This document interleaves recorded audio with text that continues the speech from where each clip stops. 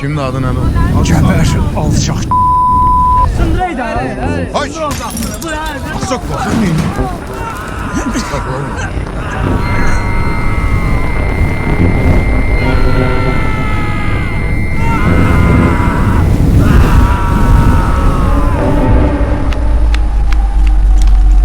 Dəlxana deyil.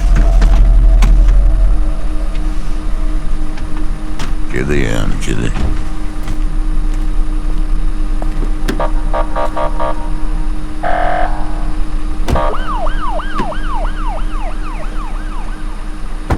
Cəmaatın başı qasırıysan.